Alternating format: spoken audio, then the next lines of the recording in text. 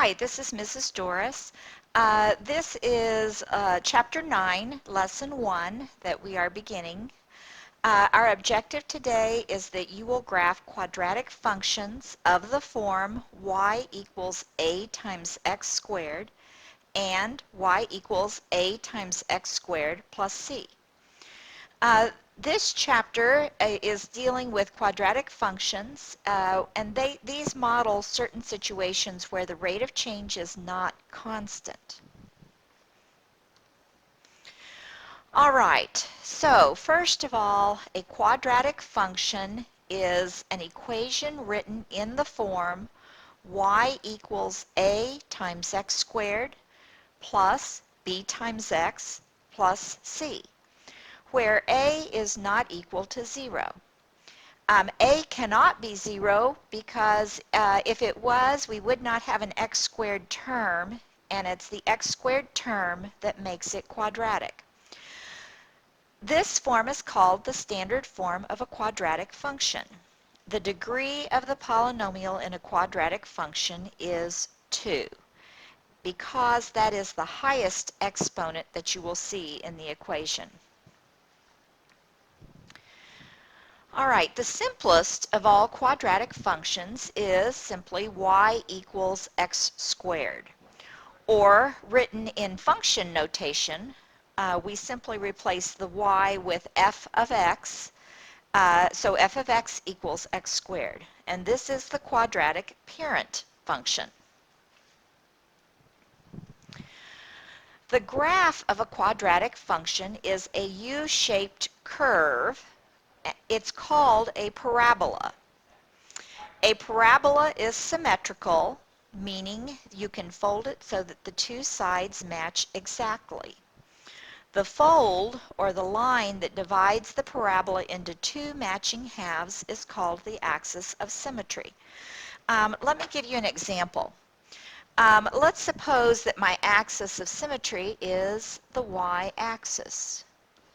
All right, and I have a point here. Let's put a point here, and that means that I would have a point, if I have one point that's to the left 2 spaces, I would have a point that's to the left 2 spaces. So let me redo that. Okay. Likewise, if I had a point here, I would have to have a point here, and if I had a point here, I would have to have a point here. And so a parabola is symmetrical. It's going to continue going in both directions, and it's either going to have a U shape that opens upward, similar to this, or it's also possible to have one, let's see, let me redo that just a little bit. It's also possible to have one that opens downward, like so. All right. And so the green one, we would say opens downward. The red one, we would say opens upward. In this, both these cases, the axis of symmetry, or the fold line, would be on the y-axis. All right, the highest or lowest point of a parabola is its vertex, which is on the axis of symmetry. All right, so let's take an example like this.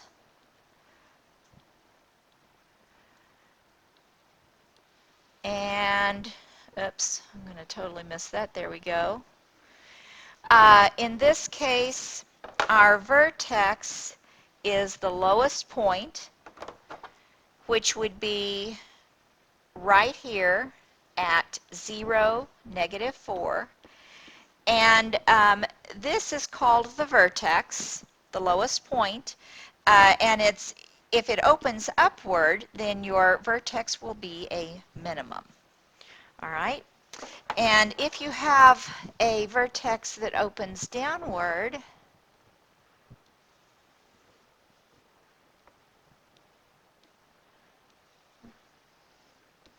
All right, our vertex then is up here at the top. This would be at 0, positive 4. And because it's at the top, it is called, the vertex is called a maximum.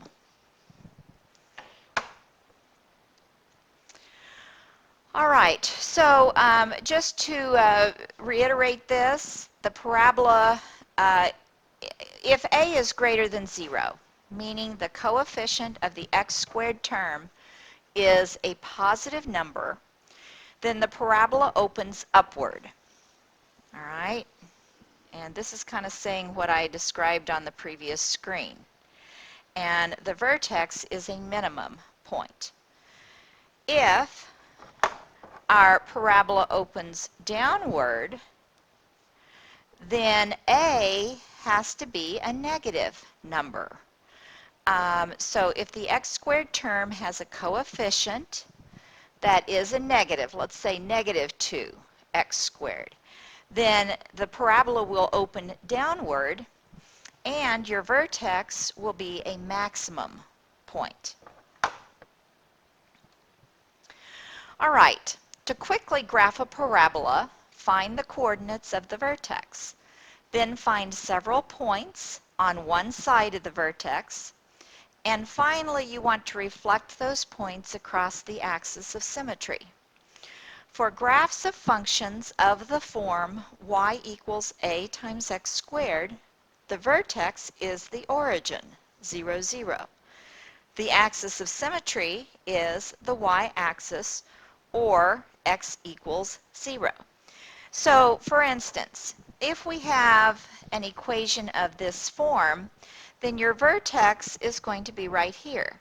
And it could be a skinny parabola, or it could be wider parabola. But in every case, the axis of symmetry will be at x equals 0, which would be the y-axis. It's also possible that you can have a parabola that's opening downward. Its vertex, in this case, would be a maximum, but notice the vertex in all of these cases is 0, 0. The y-axis is still the axis of symmetry. And the parabola can be wide or skinny depending upon what the equation is. And we'll talk more about that in a minute. All right. The coefficient of the x squared term in a quadratic function affects the width of a parabola as well as the direction it opens. The closer the coefficient a is to 0, the wider the graph.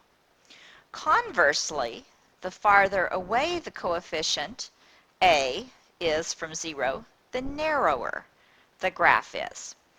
So, for instance, let's take just a couple of examples. Suppose that we had y equals 1/2 x squared. All right, if we were to graph this function, we know that the vertex would be at 0, 0. And let's just plot a couple numbers. Suppose x is 1. We would have 1/2 times 1 squared. 1 squared is 1, and 1/2 times 1 would simply be 1/2. So at the point 1, 1/2, we would have a point.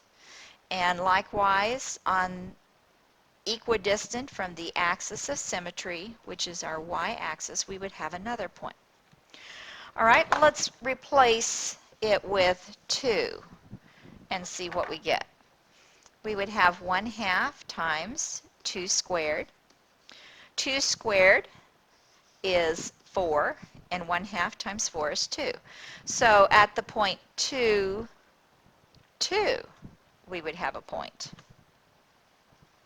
Okay? And let's see, we can try it with 3 as well. If we replace this with 3, 3 squared is 9, and 1/2 times 9 would be 4.5.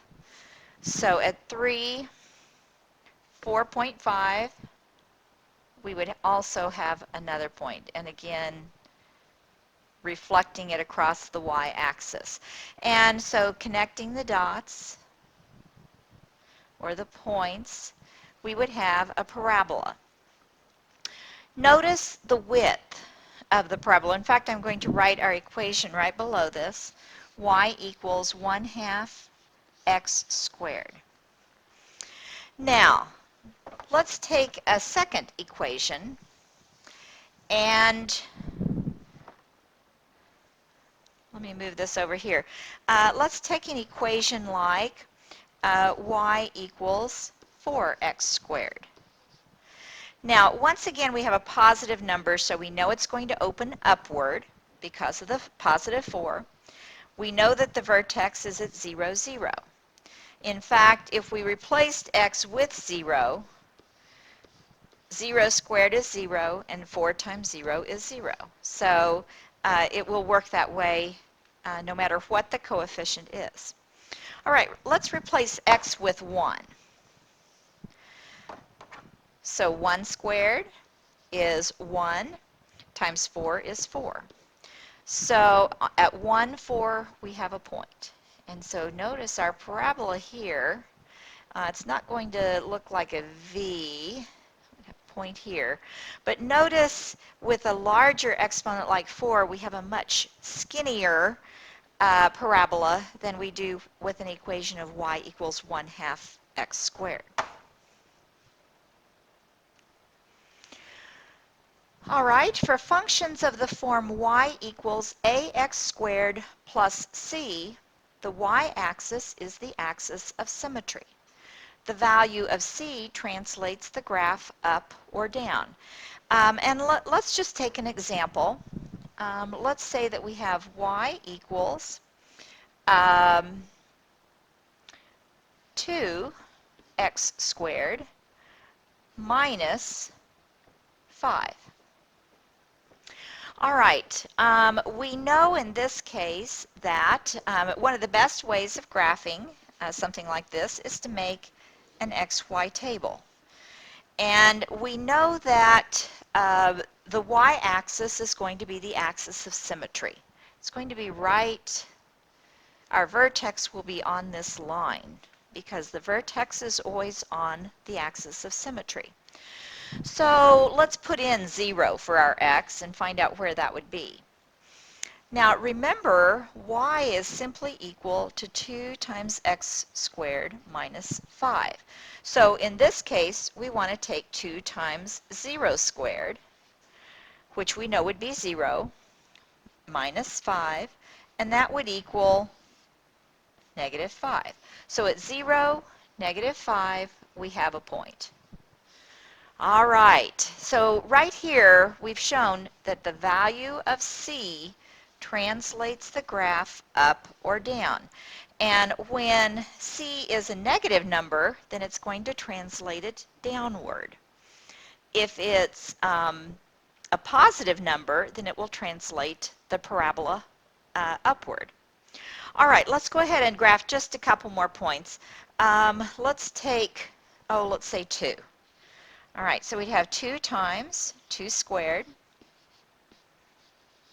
All right, well 2 times 2 squared is 2 times 4, which would be 8, minus 5 is 3. So at 2, 3, we would have a point. And likewise, to the left of the axis of symmetry, at negative 2, 3, we would have a point. And it might be helpful also to go ahead and put in 1 or negative 1. It should work for each one. And see what we get, just to get our drawing a little bit more precise. 1 squared is 1 times 2 is 2, minus 5 would be negative 3. So at 1, negative 3, we have a point. And likewise to the left of the axis of symmetry. And then this should be joined. You should always have a curve at your vertex. It's not going to look like a V. It's going to look more like a U. All right, so this would be the graph of this equation.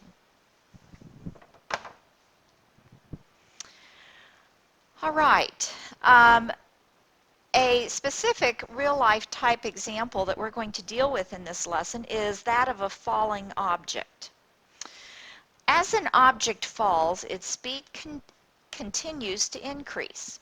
So its height above ground decreases at a faster and faster rate.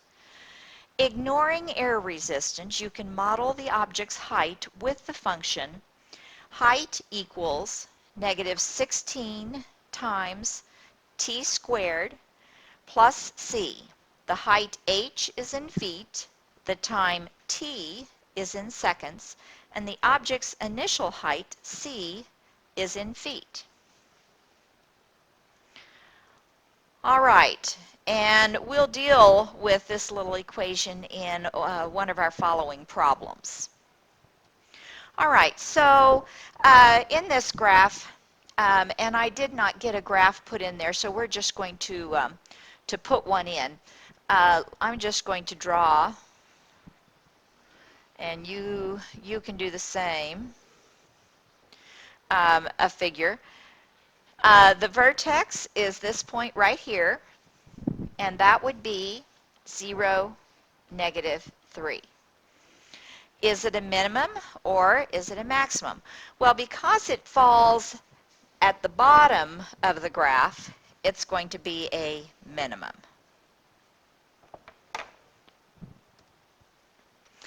All right, we're going to graph a function. Y equals negative 3x squared. All right, so I have not put in my x and y axis yet, and I think before we do that, we're going to make just simply a little xy table. And again, keep in mind y is equal to negative 3x squared. So that's what we're going to do to find we'll find our points first, and then we'll draw in our axes and graph it. All right, so let's choose some values for x. If you wish, you can choose some positive values. It's also a good idea to pick some negative values as well. We do know that the axis of symmetry will be at x equals 0, which will be the y-axis. So let's pick a few points on either side. Let's take 0, 1, 2, and then how about let's do a negative 3 just to be different. All right, so to find our y, if x is 0, we have negative 3 times 0 squared, which would be 0. If x is 1, we have negative 3 times 1 squared. 1 squared is 1 times negative 3 would be negative 3. All right, substituting in 2. We have 2 squared is 4 times a negative 3 is negative 12. All right, and substituting in negative 3, oh, this is going to get us a little off our chart probably, but let's do it anyway. We have negative 3 times negative 3 squared. Negative 3 squared is 9, and 9 times negative 3 is negative 27. All right, so what you can see is that all of our points, this is going to open downward. We know that because A is a negative number. So I'm going to put my x-axis right here at the very top of my graph. And because my axis of symmetry is x equals 0, I'm going to put it here somewhere kind of in the middle. All right. So plotting our points, we have the point 0, 0, which would be right here. That's our vertex. We have the point 1, negative 3. So at 1, negative 3, we have a point. Also, be sure you note, if we substituted in negative 1, negative 1 squared is still a positive 1. And a positive 1 times negative 3 is negative 3. So at negative 1, negative 3, we have another point. So we can use this information. We don't always have to plot both the positive and the negative because when the axis of symmetry is the y-axis, we know that it's going to be the point on the other side. So let's see, let's do 2. We have 2, negative 12. So let's see, 2, and I'm going to have to count 1, 2, 3, 4, 5, 6, 7, 8, 9, 10, 11, 12. We'll go ahead and put that point on, and then likewise on the other side of the axis at negative 2, negative 12, we'll have a point.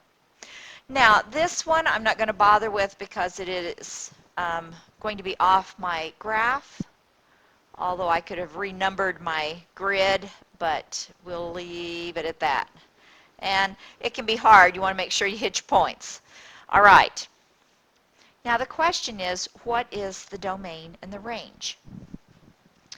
Well, notice the domain, which is our x, can be any real number. We chose 0, 1, 2, negative 3. We could have chosen fractions. So our domain is basically any real number. Our range, notice we don't have any points above the x-axis. All of our points are below the x-axis. So our range, our y, is going to be less than or equal to 0. And that's what we would put for our range. It may be better, let's not use an equal sign here.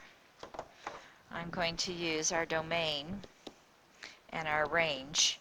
And this is not writing it in set notation, but this will be acceptable.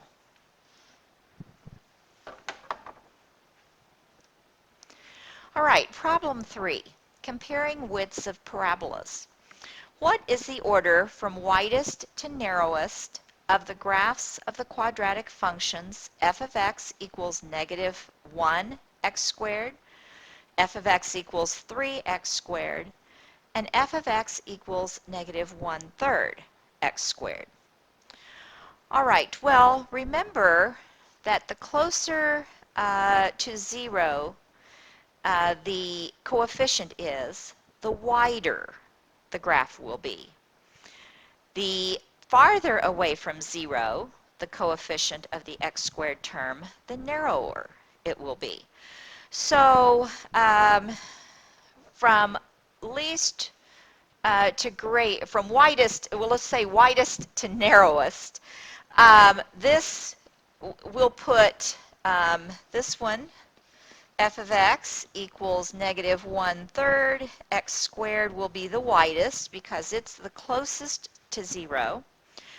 The next one closest to 0 is f of x is equal to negative x squared. It has a coefficient of negative 1. And the narrowest is going to be the one with the largest coefficient, or the coefficient that's the farthest away from 0, and that would be our 3x squared. And just to show you that this is true, we're going to graph these. And we'll just do a couple of points. We do know that in every case, our vertex is going to be at 0, 0.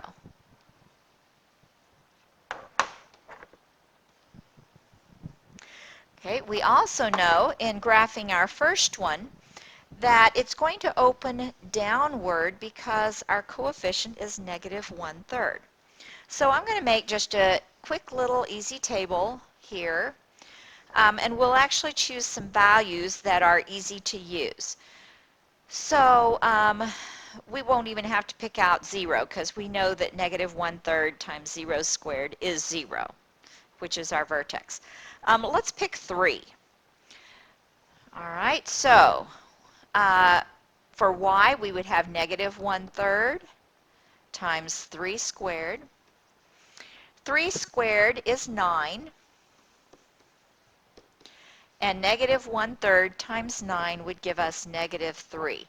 So we have the point 3 negative 3 as one of our points. And then on the other side of our axis, which remember is the y-axis is our axis of symmetry, over here at negative 3, we'll also have a point. So our graph looks like this.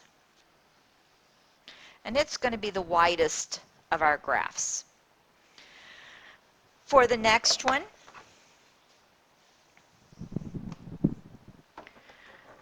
f of x equals negative x squared. All right, let's choose, let's say 1. So we have negative 1 squared. Well, 1 squared is 1, and so we end up with, put the negative in front of that 1, we have the point 1, negative 1. So right here we have a point. And on the opposite side of our axis, at the same distance, we will also have a point. Let's do one more. Let's try 2.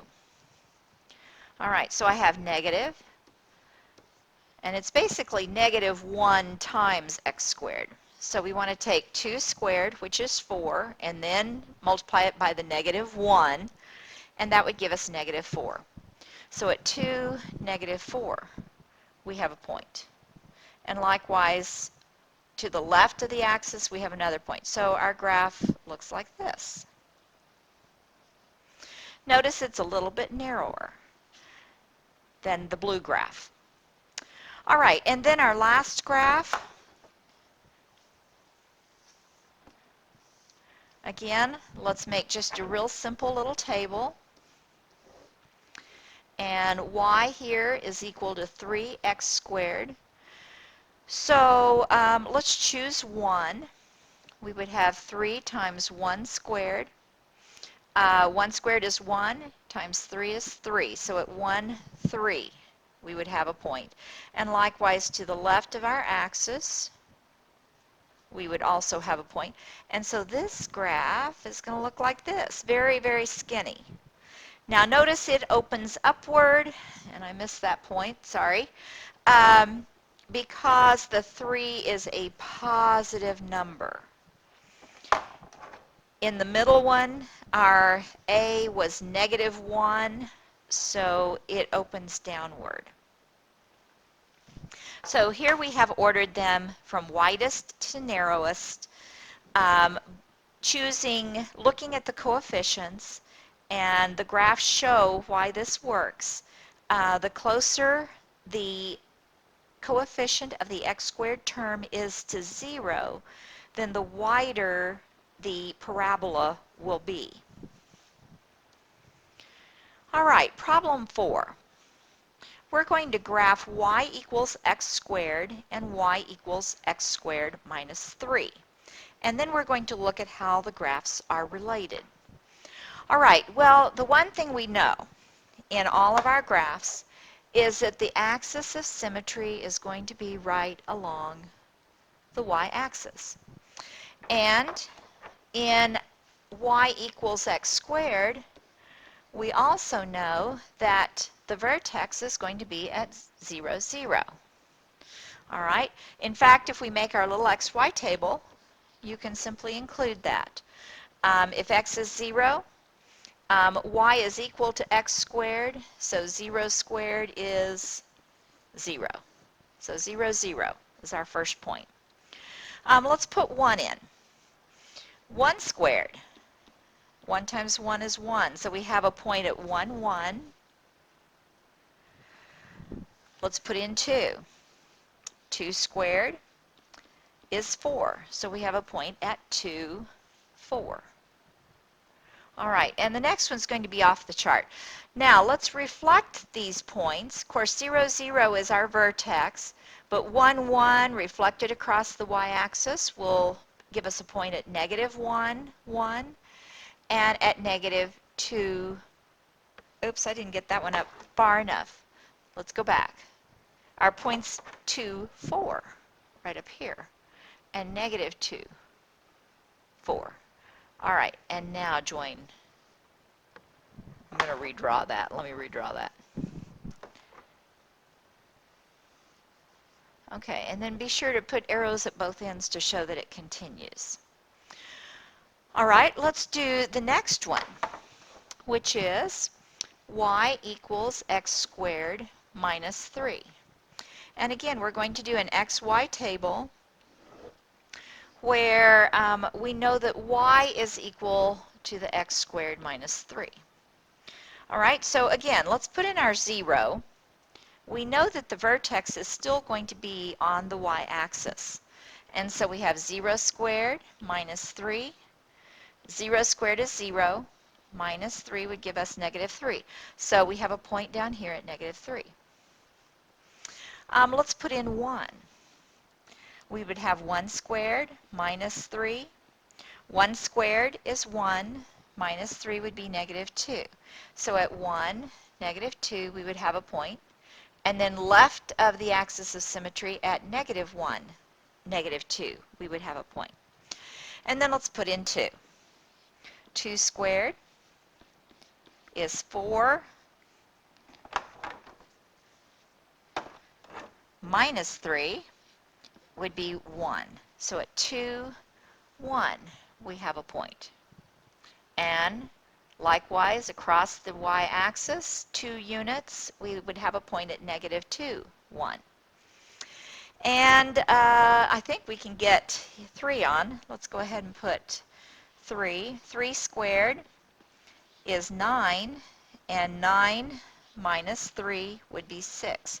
So at 3, 6, we have a point. All right, so our graph would look like this. So the question is, how are the graphs related? Now, I realize it may appear that the green parabola is larger than the red parabola, but this is really not the case. We simply chose to stay within the limits that our graph on the screen provides us with. So what you might notice is that from the red vertex down to the green vertex is a distance of 3 units. Going from this red point, 1, 1, down to the green point on the parabola is down a distance of 3 units. From the point 2, 4 on the red parabola, down a distance of 3 units is the point on the green parabola. So the graphs are basically the same parabola, but the green parabola has been shifted downward by 3 units. And we can tell this looking at the equation by the minus 3. So let's write our answer.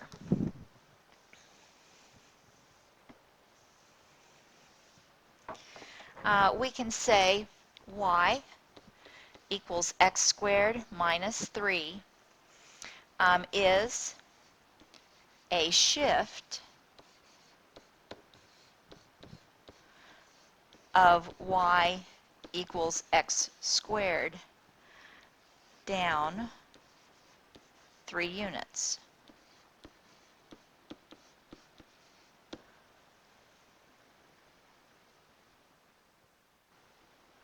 Or a better way of saying it might be y equals x squared minus 3 is a translation of y equals x squared down 3 units.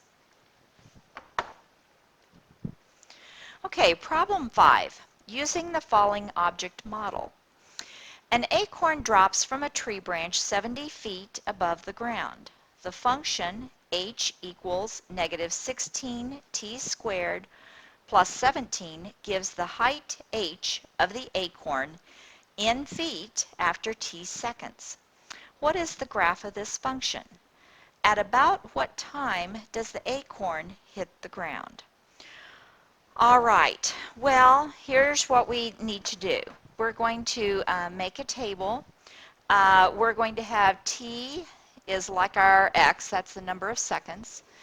And h is going to be the height from the ground, and that's similar to our y. we're going to, we know that the axis of symmetry will be at 0, but we will, I'm just going to put my, this will be my H right here. And so this is my H axis. And then my time is going to be along this axis. Now, our graph is going to look very similar to the path that the acorn will take. So we want to start at 70 feet. So let's see, I'm going to graph, let's see, maybe can I go by tens? Let's see, 10, 20, 30, 40, 50, 60. Oh, good. It's going to work. 70. All right, so this will be in feet, our height. All right, so what we want to do in seconds is we're going to substitute in some values, and then we'll take a guess or an approximation at about what time the acorn will hit the ground. All right, so let's start with 0 for t. If t is 0, this is right as the acorn would drop. It's going to be at 70. So I'm going to put a point right up here. That would be at 0 time. The acorn is at 70. Now it's going to start to drop. Let me go ahead and put in my height to 70. Let's see what happens after 1 second. All right, well, using our equation, h equals negative 16 times t squared, and t in this case is 1, plus 70. All right, well, 1 squared is 1, times negative 16 is negative 16 plus 70. And negative 16 plus 70 would be 54. All right, so at 1 second, the acorn is going to be at 54 feet. So, and let's see, I think I'm going to go by this way on my graph as well. We've got plenty of room. All right, so, and let's just go ahead and mark. This is seconds. Okay, so 154 would put it right about there. All right, let's put 2 in. What happens after 2 seconds? All right, so I have negative 16 times 2 squared plus 70. All right, 2 squared is 4. Negative 16 times 4 would be negative 64. Plus 70 would be a positive 6. So at 2 seconds, it is 6 feet off the ground, and that would be right about there. All right. Now, at 3, I think you're going to see it will have already hit the ground. Let's just draw as easy a curve as we can. All right, and so the point where it hits the ground is going to be right there. And I think that we can say at about what time does the acorn hit the ground? And we can say just over 2 seconds, which is not a lot of time.